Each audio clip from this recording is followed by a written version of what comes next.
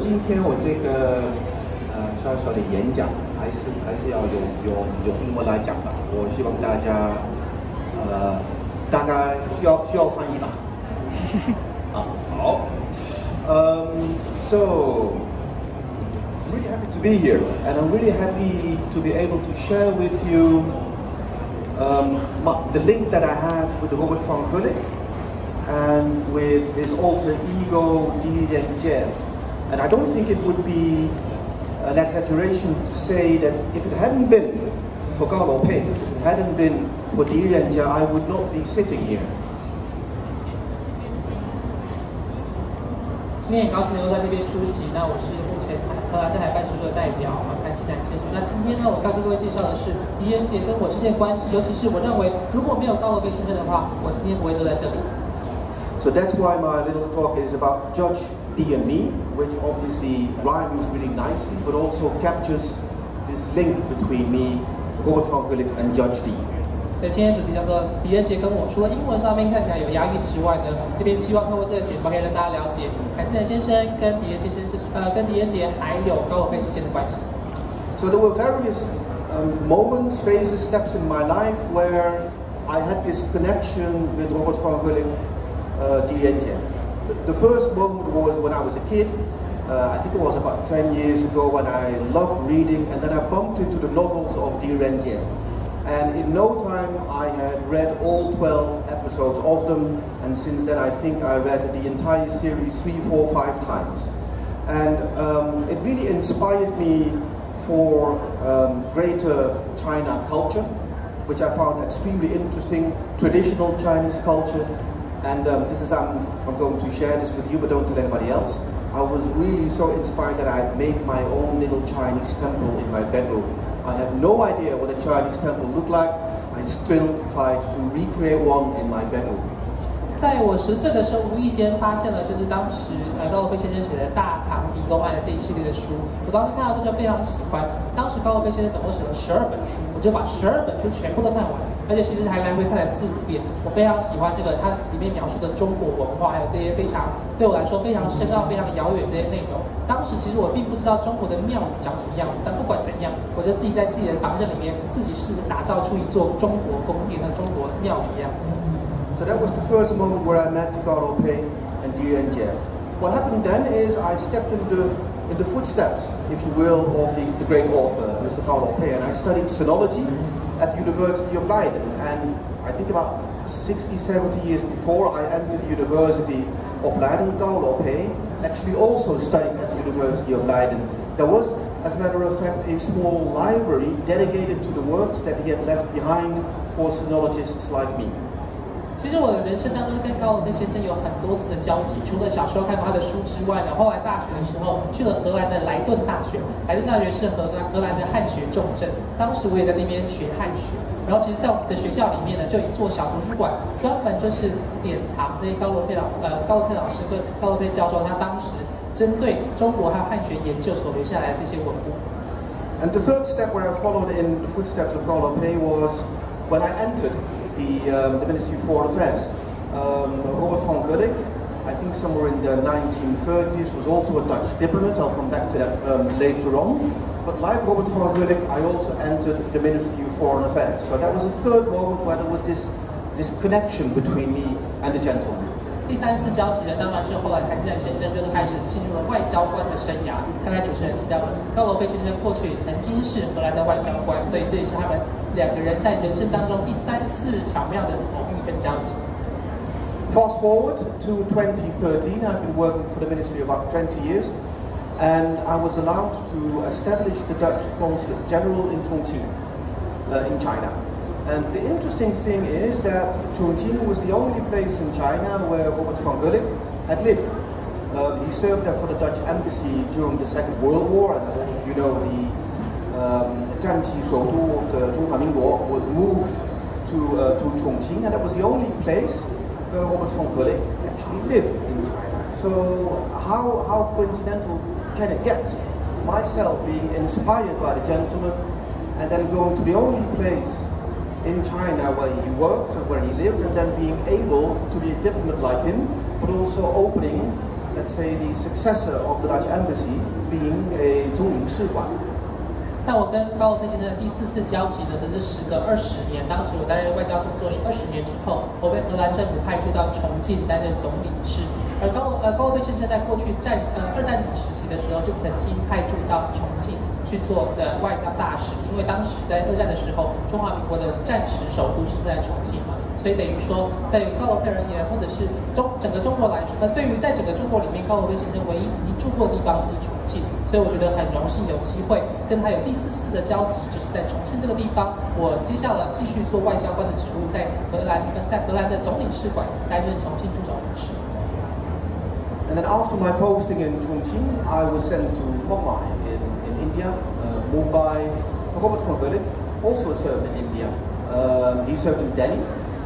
I served in Mumbai, but nevertheless it was the same country. So that was yet another connection between myself and Robert van Gulik. But that's where it got scary. That's where it really got kind of supernatural. And I will tell you a little bit more about that later. 我在担任了重庆总领事之后的下一个职务是派驻到印度的孟买。但其实高罗佩先生之前也曾经派驻到印度，但是他当时在印度得力，所以对我来说这也是一个很有趣的经验。不过呢，这个经验还不是他们两个人交集还不是仅止于此，其实他后面还有更多更奇妙的交集。不仅是奇妙，是有点诡异，有点恐怖，甚至于对。So my wife and myself, we were posted in Mumbai, and what we like to do is just walk around in the city. And at some point, we decided to walk to the one and only Chinese temple in Mumbai. I think it was a Buddhist temple. So we went there, we spoke to the caretaker of the temple, he was Chinese by ethnicity, but he didn't speak Chinese, he didn't understand Chinese written language. So I just started to chat with the gentleman, and as you know, if you go to a Taoist temple, you can always, and I think it's called Tou Qian, and usually I don't do that because I find it a bit disrespectful towards the religion just to do that Tou Qian as if it were a game. So, but usually I don't do that. This time, however, I was persuaded by the caretaker, and I did do the Tou Qian thing. 在当时呢，我跟我的太太到了那个孟买当地的一间中式的庙。当时呢，其实我们要住持的时候，他虽然会讲中文，但是并不熟悉中国的书写。不过总而言之呢，当时我在这个庙宇就是进行了抽签。那一般而言，我觉得，因为我毕竟跟这个宗教并没有太密切，或者是没有太信奉这个宗教情况之下，如果单纯只去抽签的话，好像只去赌博跟玩游戏，好像不太礼貌。但不管，所以我平常不太抽签。但是当时那个时刻，那个住持就说服我说，要不然来抽支签吧。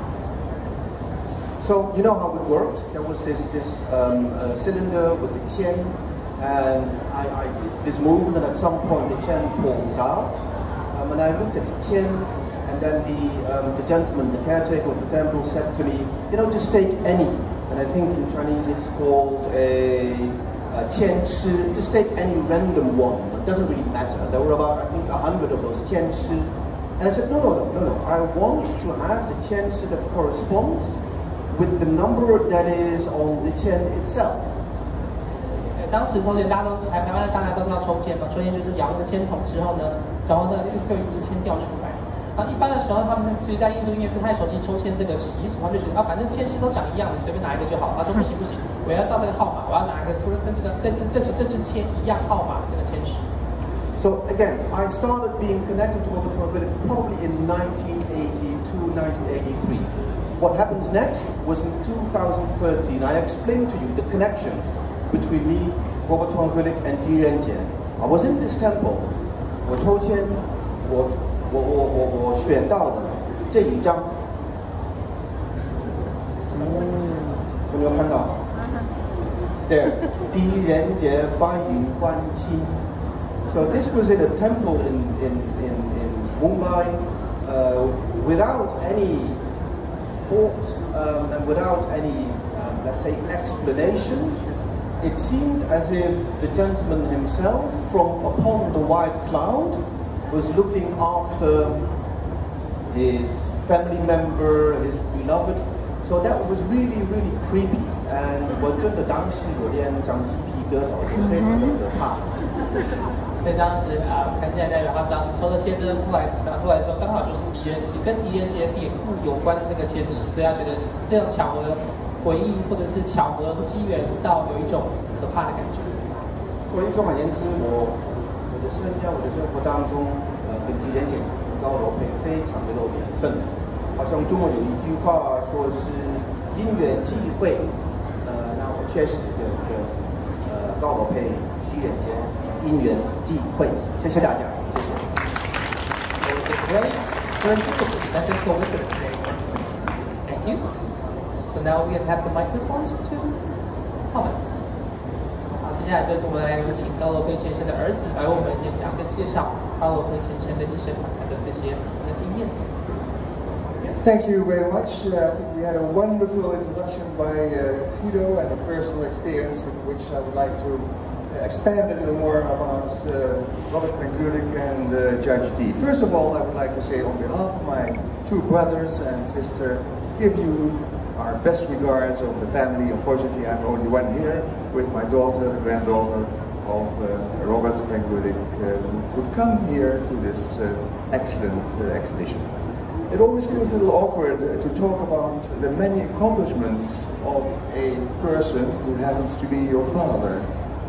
On the other hand, I've lived a good part of my life with him, so let's take it from there. 好，首先呢，我当然要请代表高罗佩先生的家属，包括我的姐姐、我的哥哥，然后一起感谢各位今天能够出席。今天呢，我要跟各位介绍是，刚好是这位在荷兰很有名的汉学家，同时也刚好是我的父亲高罗佩先生。今天在场的只有我的女儿还有我的外孙女，但是很高兴有机会在这么有趣的地方，在国际书展这么好的地方，有机会能够跟各位介绍我父亲曾经做过的事情。So I'd like to give you some background information about these Judge D mysteries. The biography of Robert van Gulik is very well described in a biography. By the way, Robert van Gulik is the name as he is known in the West, but the Chinese known as Gao Lu Pei, and that is maybe a little confusing for you. But Gao Lu Pei is a transcription of the name he gave to himself for a Chinese name, in which Gao would be a transcription of Gulik and Liu Pei from Robert. So please forgive me that in my slides I will refer to him as Robert van Gulik, whereas you know him best as Gao Liu Pei. So the biography was titled A Man of Three Lives, and I think that characterizes quite well his life. I'll show you how those three lives look like. First of all, he was a sinologist, he was a scholar.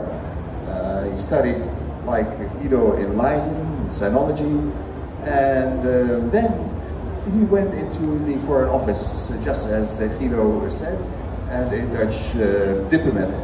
And at that time, the Foreign Office in The Hague, in the Netherlands, they needed experts on China and the Far East because of the relationship of the Netherlands, Europe, and Southeast Asia. And third, and maybe that is where he's best known for worldwide, he is the author of the Judge D mysteries. And that is what I'm going to talk about to you today, because those are the stories which probably you know best. A Man of Three Lives, author of the Judge D mystery series. And who was Judge D? I think you all know that. J was this historical judge who solved many murders and complicated cases already in the Tang Dynasty. And he was actually discovered by my father, and I'll tell you how that went. The books have been published in many languages, and fortunately also an edition in Taiwan came out quite recently, as you can see also there. Yes. 好，各位刚才看到的，其实高罗佩先生的生平呢，他们曾经写过出版过传记，传记曾经翻成中文。这传记的名称叫做《有三种人生的男人》。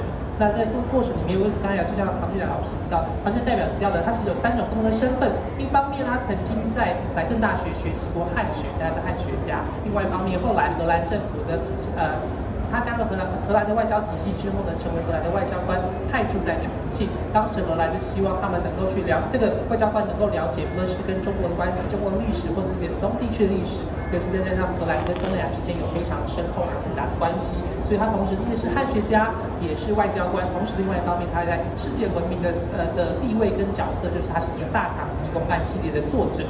那他的作品呢，各位可以看到，其实出版过各种不同的语言。在台湾的时候，我们现在也很荣幸由大克文化出版了2本大唐狄公案的著作。那大唐狄公案的主角呢，当然我相信很多在座人都知道，是唐代的这个神探狄仁杰，他曾经破解过很多的悬案或谜案。So these Judge D has been now sharing the stage in the West with the famous detectives, as in France we have Maigret by George Simenon. We have, of course, Sherlock Holmes, the famous British detective. We have Agatha Christie with Miss Marple. And now we also have Judge D, the whole mastermind of the Tang Dynasty, who shares the stage with these Western famous detective authors. And I think that was the goal of my father, that he wanted to show the Western world that in China, already in the Tang Dynasty, they had a tradition of detective stories, which of course was quite unknown in the West, and very surprising also, because those were very exciting stories of Judge D. So there is a book which has just come out by Sabrina Hao, which explains the whole let's say, literature around detective fiction in China, in which the Judge D series are quite well exposed. So I would recommend that you read that book if you're really interested in the background of that type of literature. 各位刚刚看到的是因为高罗佩先生引介的关系，所以在西方的文学史里面，这个神探狄仁杰也跟很多在世界上各地非常知名这些侦探的齐名。比如说刚才看到有福尔摩斯啊等等，在西方世界原本他们并不知道中国有这样的侦探小说的传统，或者是这种悬案小说的传统，所以透过高罗佩先生的写作跟引介呢，让西方观众、西方读者能够了解到这号人物。那另外一方面，今年出的这本这个博士论文里面也提到了高罗佩先生，还有给他们说他们给他的称号，中国的福尔摩斯，也就是在狄仁杰他这种的这个角色，然后也因此有这样的专注去讨论高罗佩先生如何把狄仁杰带到了西方文学史当中。So I'm sorry something went wrong with this slide, but the title is Robert Van Gulik and his Chinese Sherlock Holmes, which I think is a very nice title for her book. So how did it all start? Well, it all started with the original text of Di Gum An about what has been written of him. And this is actually the woodblock print of the cover of the book which he first published, which was a translation of the Asian Chinese detective story by Di Gum An. So it was a translation of the celebrated cases of Di Gum An, and it was all about Di Renjie, who lived in the Tang Dynasty. So how did he find that book? It was that he was a diplomat in Tokyo at the time the Pacific War broke out, and all the Allied diplomats had to leave Tokyo on one ship, the Tatsuta Maru, and they were only allowed to take one suitcase. And so he put some things in the suitcase and grabbed a book from the shelf, which he put in that suitcase, and that was Di Gum An, the Chinese version of Di Gum An. So fortunately, he took the right book and put it in his suitcase. 各位看到当时的其实高罗佩先生跟狄仁杰之间的这个互动。第一次呢，是因为高罗佩先生读了狄公案之后，他觉得狄仁杰这个角色很有意思，想把这样的故事介绍给西方的读者，所以他就自己去翻译，把这个狄公案原版的故事呢翻译成荷兰文之后出版。刚才各位有看到那个是在他们荷兰文版本的时候的那个版画封面。那他跟狄公案之间的连结，第一次呢，是因为当时他原本高罗佩先生原本派驻在日本，可是因为2战的关系，因为太平洋战争爆发之后，所有盟军的外交官都必须要离开日本。他们在离开日本就是搭了大列车的神田丸。那神田丸上呢，每个外交官只能带一件随身行李，就一个皮箱。在这个皮箱里面呢，那个高罗佩先生当时就想说，在船上面的时间很无聊，那我们就要带本书来打发时间。所以他当时选的书就是选上了介绍狄公案的这本书。So this is the Chinese book of Di Gong An, which in fact was from the Ming Dynasty. And when he read that book, he was so surprised that this Judge Di Renjie, already in the Tang Dynasty, was acting as a detective and solved very complicated cases. So this is another picture from that book which inspired him to translate it. And once again, he wanted to show the Western world that next to Sherlock Holmes and Maigret, there was this famous Chinese detective. And so this was the translation, and this is the first title page, and you see 3 murder cases solved by Judge Di, and he wrote a quite extensive preface in the book to explain to the Western readers how the system in China worked. Because at the time of Judge Di, he was a magistrate, which meant that he was responsible for the smallest unit in the administrative system of China at that time.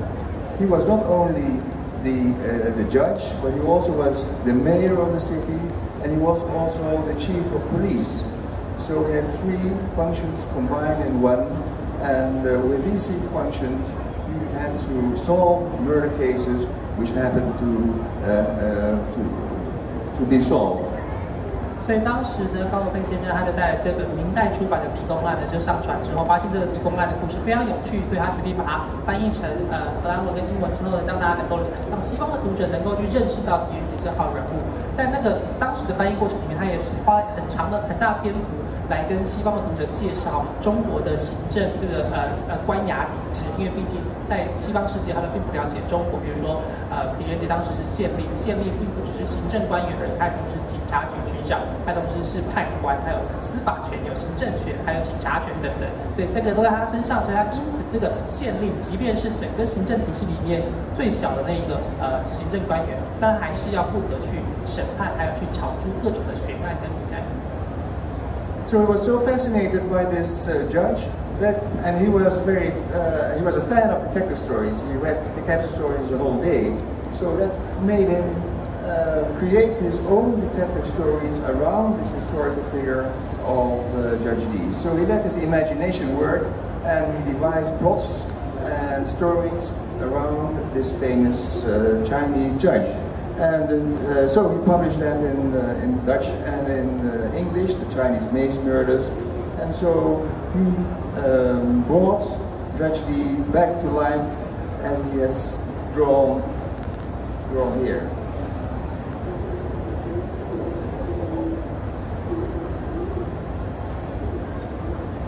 当时呢，除了这个高罗佩先生除了翻译原来的狄公案之外，他就觉得狄仁杰这个角色非常的精彩，非常的有意思，很多层次，所以他觉得他自己很喜欢看侦探小说，看了各国的侦探小说之后，他觉得他自己也可以来以狄仁杰为原型或这个最出发点去写他自己所发展出来的侦探小说故事。所以各位现在看到这些大唐狄公案，都是高罗佩先生后来依据狄仁杰这个角色之后所自己发想跟撰写出来的故事。So this is the logo of Judge Di, which was from his imagination. It was a person with a high stature and a beard, and that is the way we see Judge Di all along the mysteries. Now the Judge Di series have been translated to 29 languages, and still now, although already died, these books are 60, 70 years ago, they still are read by people. So I think that's quite extraordinary, that these books are timeless. And why are these books so timeless, I think? Why is it that Judge Di remains on the stage after so many years? I think the key thing is that it is an ingenious plot set in an authentic Chinese atmosphere. And that is something so special because people feel that they are right in the middle of China in the Ming Dynasty with all let's say, the traditions which were at that time actually existent.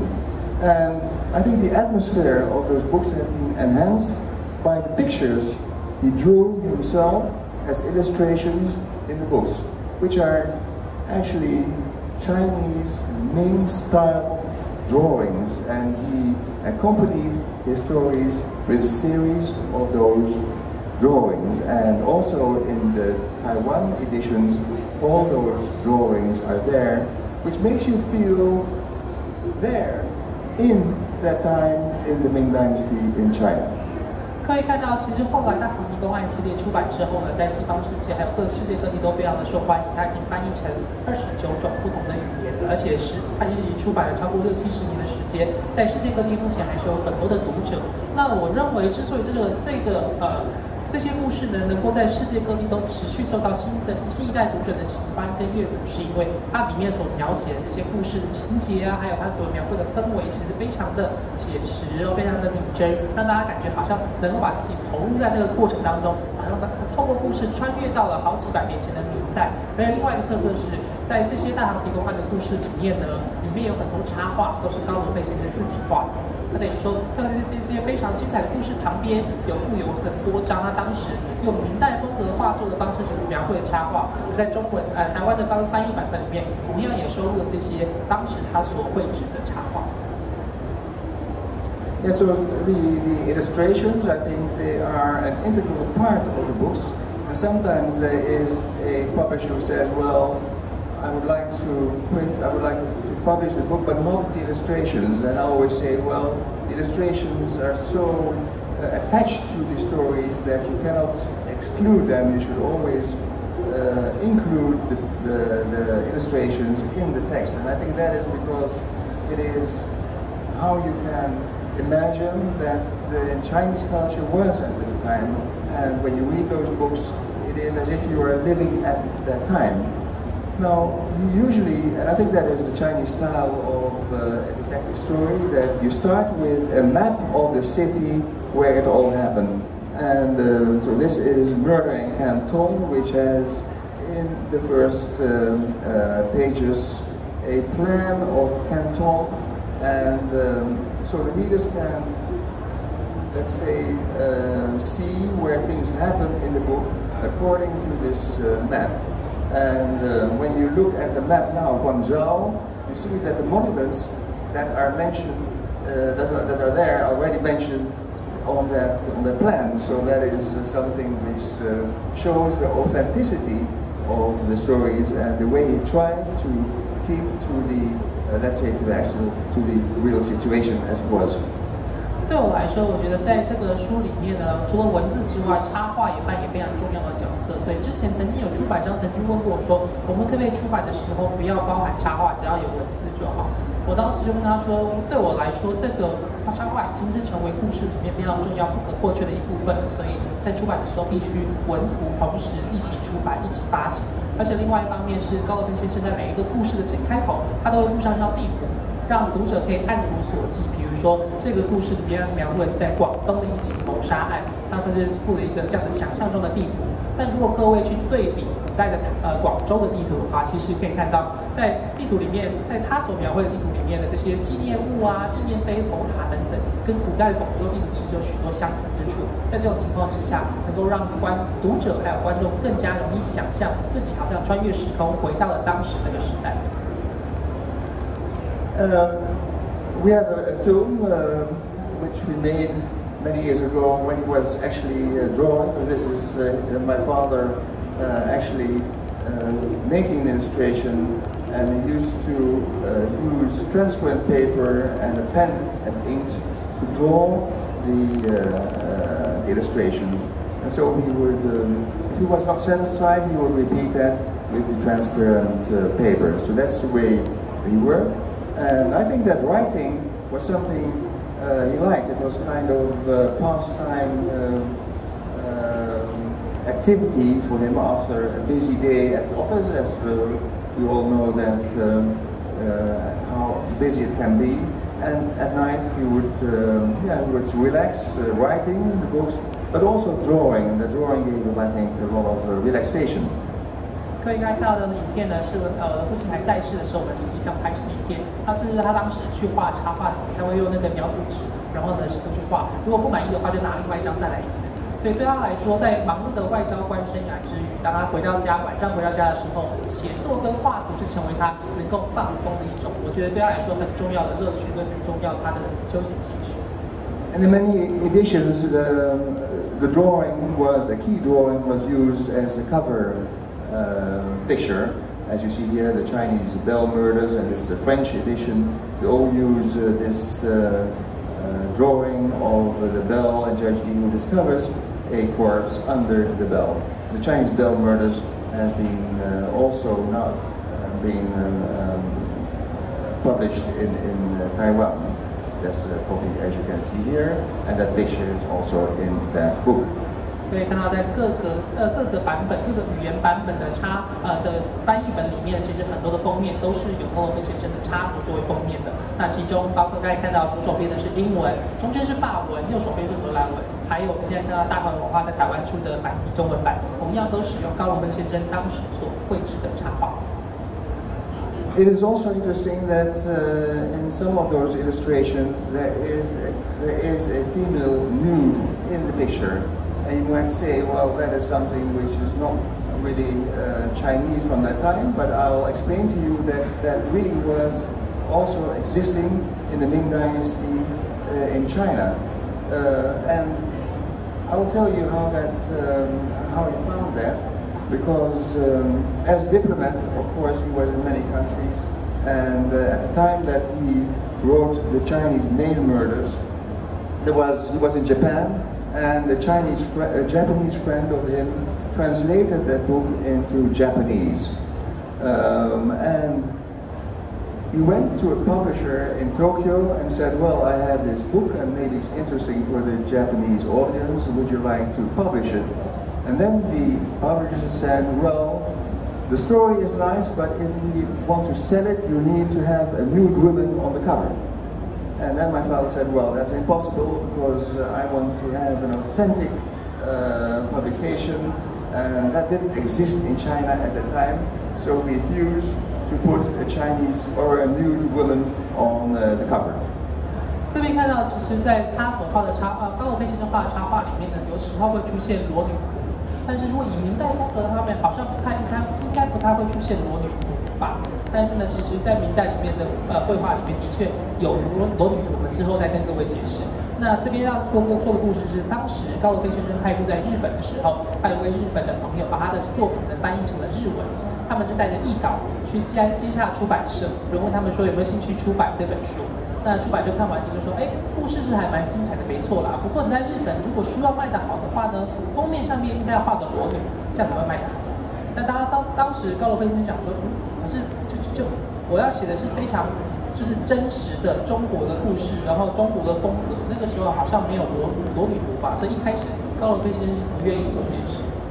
But as you can see here, there was a publication in Japan with a nude woman, and that was because when he got that question of the publisher, he went to look into the literature in China and went into old antique shops and bookshops to see if he could find literature on nude traditions in China of that time. And to his surprise, he found a work which dated from the 6th, 17th century in the Ming Dynasty, which actually was an erotic account of the Ming Dynasty as it was,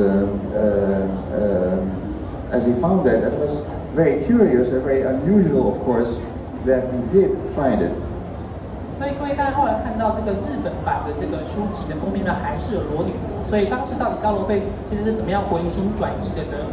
高罗佩先生就发挥了汉学家的研究精神，他就说，如果我要画裸女图的话，我就要去拿史实跟史料去证明以前的汉代的确有人画裸女，这样我才能够愿意把裸女画在封面上面。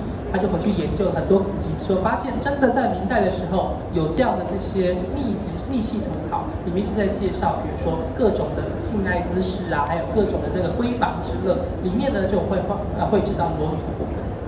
So it nicely shows how his three lives were intermingled with each other, and because he was a sinologist, he was a scholar, but he was also a diplomat, which brought him to the Far East, and he was a writer, and while writing he had many adventures with Judge Dee, and one of those adventures was that he actually found this essay.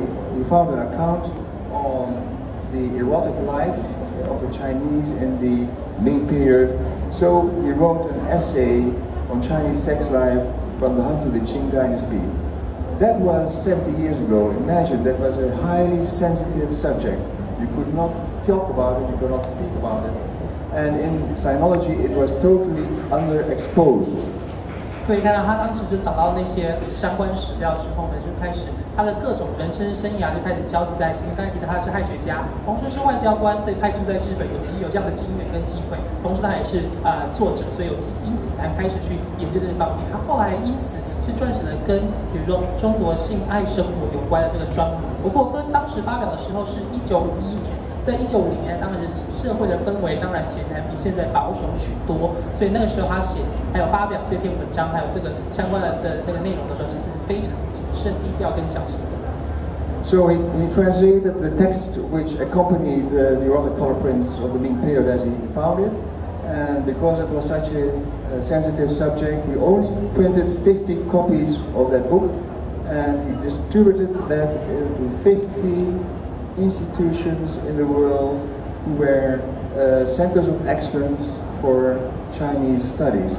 So he was very careful to send those books to institutions with a request only to use it for scientific purposes.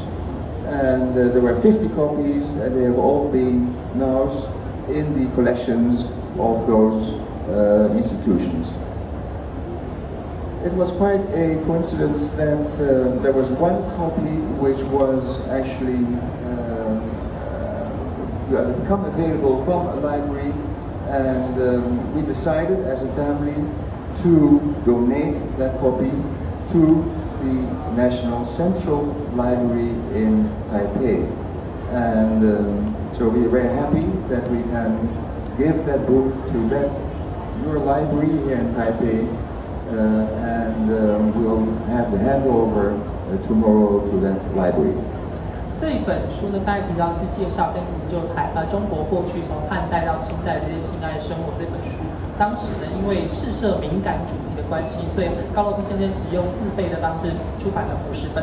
然后这50本呢，就送到了全世界50个重要的中国研究机构，然后让他们典藏。然后还有但书哦，条件就是如果要翻阅的话，一定要是基于科学研究跟重要研究方面的原因，才可以去翻阅这本书的主题。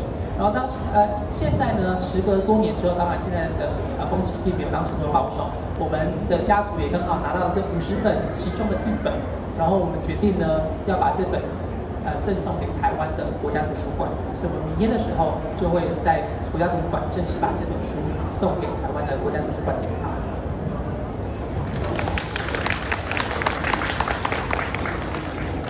And 10 years later, there was also a public edition about sexual life in China, which was a more or less public, for the public book, and that has also been translated into Chinese.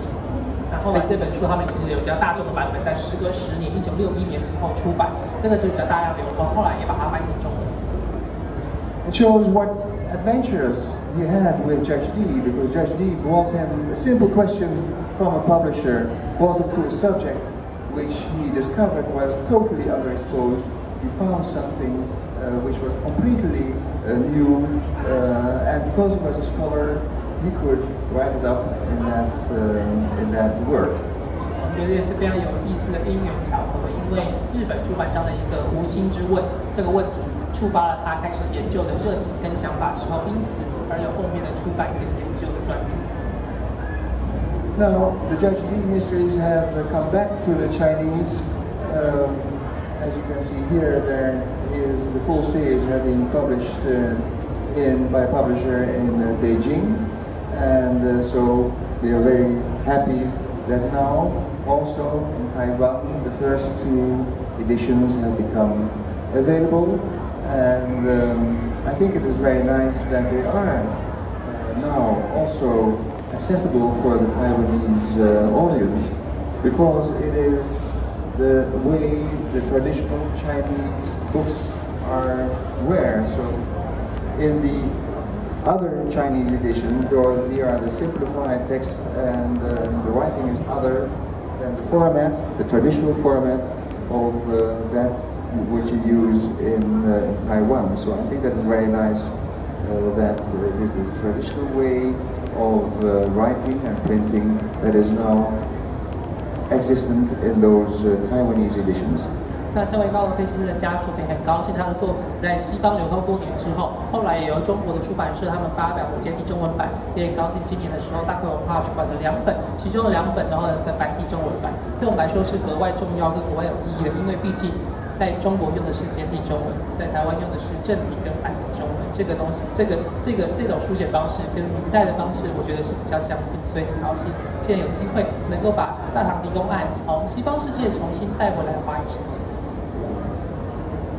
Now, I would like to give you a few examples of how he got his inspiration to write the stories, and of course his travels in China, travels in Southeast Asia, gave him the inspiration that he used to create those Judge Li novels. Now, The Haunted Monastery is an edition which I think was one of his best stories. It is about a monastery and the crime which has been committed in that monastery, and Judge Li has a difficult task to solve that case.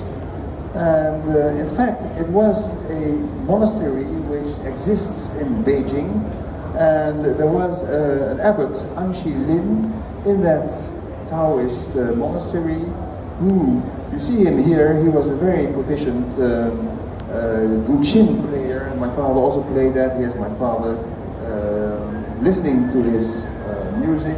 But this abbot appeared to be a very evil man, because he misbehaved to young girls and women, and for that he was punished by being buried alive. So that is the story. So that was probably the inspiration for the haunted monastery and an abbot which committed crimes. When you go to Beijing, there is still the White Cloud Monastery there.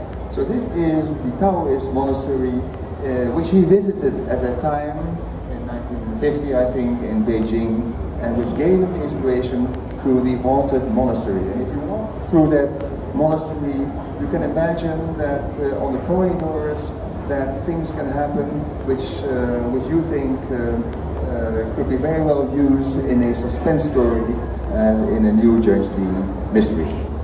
各位看到，他很多人好奇说，他当时为什么突然决定要开始写大唐狄公案？我觉得这一部分可能跟他的当时在中国曾经遇到的事情有关系。比如说，看看那张照片里面，1946年的时候，高罗佩先生曾经到了北京的这个白云观，然后当时那个住持呢会善弹古琴，然后高罗佩先生其实非常多才多艺，他也会弹古琴，所以在那边非常认真的聆听他弹古琴。后来就传出的消息是，这个住持不太检点，对女性上下其手，所以也许这个事情就因此引发他想要去，比如说去讨论，或者是这个悬案或谜案等等，这个好奇心等等。如果各位现在到北京依然可以看到这个白云观，如果走进去，还可以看到那些不同，比如说走廊啊，还有不同的空间等等，非常适合高罗佩先生去设想，在这个地方可能出现什么样的悬案。And another example of inspiration were the gibbons.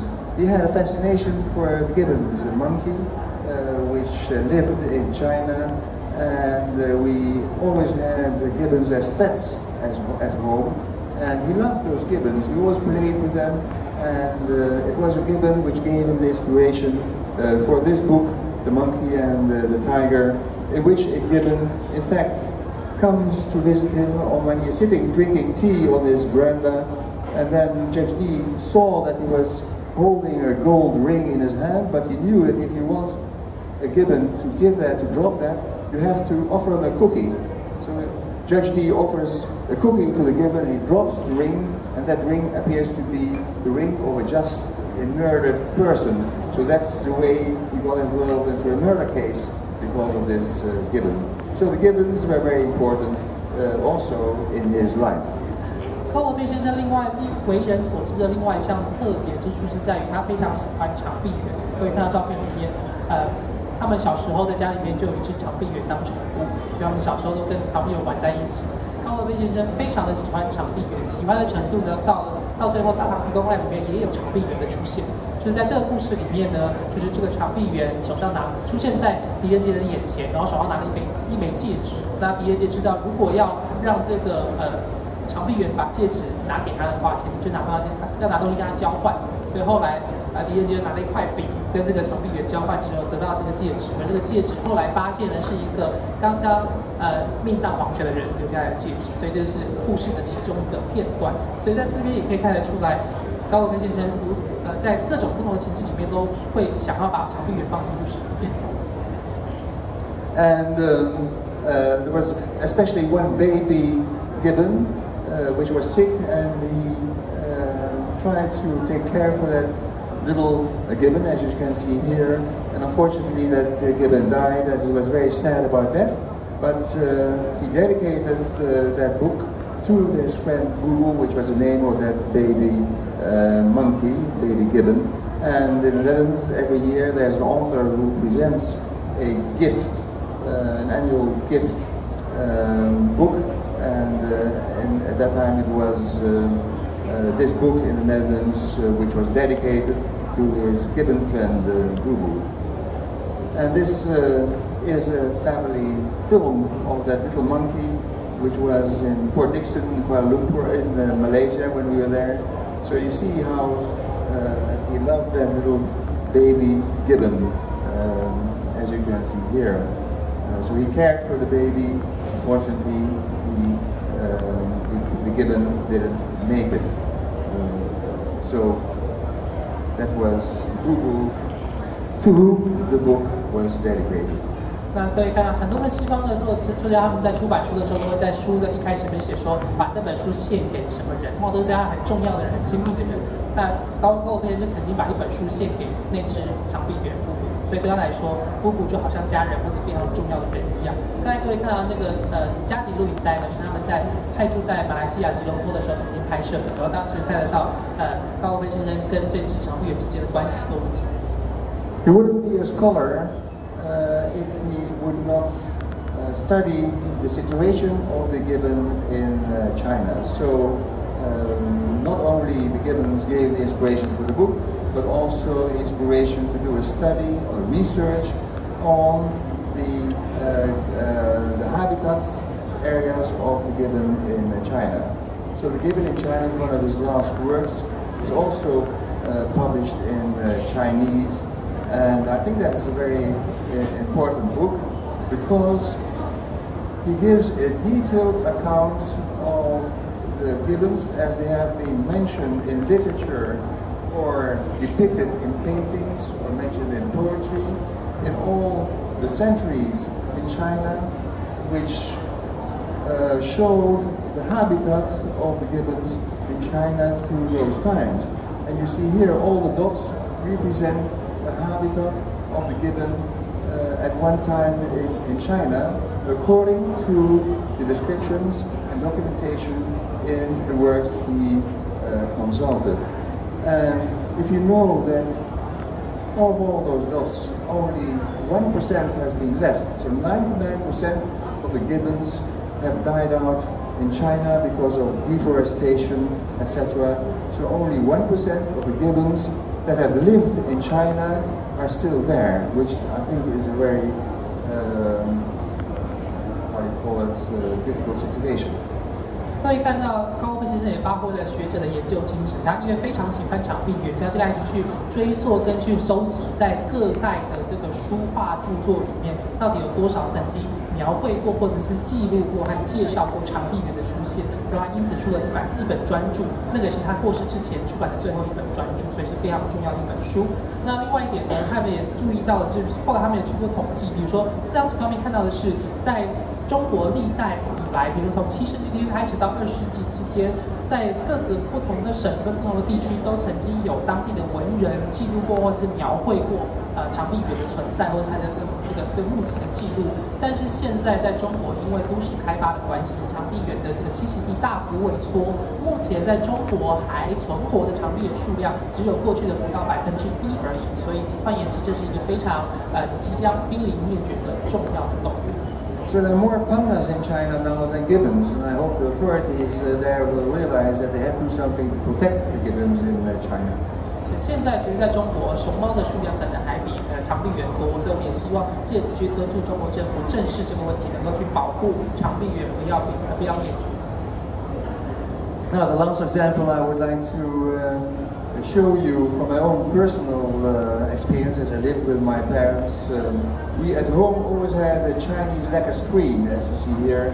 It was a very large screen with lacquer panels, as you see here. And on the lacquer panels were depictions of the life of a scholar. So it was a kind of allusion to the literati in China in what they did. And I always looked at those panels because there were all those little stories which were told actually on that screen. And that inspired him to write his mystery, The Lacquer Screen, in which in fact there is something wrong on one of the panels. And to know that, you have to read the book, and hopefully the Logos Publishing Company will also publish it in Taiwan. 各位看到这是最后一张投影片，各位看的是我们从小在生活的家庭里面呢，就有这个非常大扇的漆器的屏风。那屏风上面呢是很多文人画，有很多故事。我从小就很喜欢去看里面有什么细节啊，有什么样的故事。那这个大的漆器的屏风呢，也后来启发了我的父亲去写了这本跟屏风有关的，就是悬案小说。那至于悬案小说里面写了什么呢？我们就期待大汉文化会不会把他这本书翻译成中文之后，让大家能够看到里面的内容。So I think that now the Judge Lee mysteries have been translated into Chinese. They have been published in China and they are now published in Taiwan. That a cycle has been completed because, first of all, it was the finding of that book about D&J, which made my father translate it into English to show the Western world that in fact the Chinese have their own detective story tradition, and so that was his Diguman. Then he started to create his own mysteries around this famous Chinese detective and judge, so the mastermind. And now we see that Judge Lee has come back to the Chinese, and they are now available in translations, and fortunately also in Taiwan. So I think the cycle has been completed. 对我来说，这次来到台湾，然后能够见证大唐狄公案的繁体中文版出版，是一个非常非常圆满的循环。因为毕竟一开始的时候，高罗佩先生读了这本书，因此对于狄仁杰这个角色感兴趣，把它翻译成了荷兰文版之后呢，还因此启发他后来自己开始以狄仁杰的角色开始创作出大唐狄公案这个系列。那现在时至今日，到了2024年的2月，如果有机会在大汉文化的帮助之下，能够看到繁体中文版在台湾上市。And now there's also Judge Lee appearing on your television screens, at least not yet in Taiwan, but hopefully it will come. It was only 2 weeks ago that a large television series has been launched, in which you can see D&J, who acts now as a very strong fighter. Of course, it has been adapted to the younger generation, as it is now in 30 editions going to be shown on television in mainland China. 然后来在最近的时候呢，中国的平台优酷也把这个大唐狄公案的故事呢改编成影视作品，改编成连续剧。这几本刚刚在中国上架，所以现在针对年轻读者或年轻观众而言，他们有机会看到由高罗佩先生写的《大唐狄公案》在他们眼前变成电视剧。So thank you very much. I would like to organizers of this book exhibition for giving me the opportunity to say something about these books. And above all, I hope you will enjoy reading those 2 editions which have been published by Locus Publishing Company. And there are 16 editions, so hopefully after these 2, the other 14 will follow, because there's always something like a trend that if you read 1 or 2, you want to read 3 or 4 or 5 and 6 and so on. So hopefully you can enjoy these books, these 16, judge the mysteries. Thank you very much. 好，谢谢。最后呢，台北市的基金会，然后感谢举办这次邀请，能够让我在这边跟各位介绍高罗佩先生的生平，还有他所出版的故事。这个《大唐狄公案》呢，全套总共有16本，然后我们现在台湾出了前面2本，希望在之后的14本呢也会陆续有来，有机会能够让台湾的读者看到《大唐狄公案》的完整面貌。那最后感谢各位，谢谢大家。If there are any questions, I think we have 1 minute for 3 minutes for questions. 我们还有没有人有问题？大概有时间问1个问题。Any questions? One. 不好意思，我们时间的关系，就是有问题的话，我们可以有1个问题。Okay, one question. Any one question? Urgent class. 好，有问题请问。What is Robert's favorite one among the 16 books? What is Robert's favorite one? It was the Red Pavilion. He read it once and he thought that was his best edition. When I've of course read them several times, I don't know why he thought that was the best. I think the Haunted Monastery is the best one. The Haunted Monastery, I think the lesson is that nobody can be outside of the law. So even if you are very high, you cannot escape your punishment if you committed a crime. 那他刚才问题问是说，在这16本里面，高罗佩先生有没有最喜欢哪一本？他刚才提到是另外他最喜欢的一本是跟红色凉亭子有关的那一本，但是他的儿子读了好几次，说不懂为什么他最喜欢那一本。总而言之，超人喜欢另外一本，他觉得另外一本更精彩，然后更能够凸显出，不论你官做再高，你都不可能逃脱法律的制裁。所以这是他个人喜欢。谢谢，谢谢大家。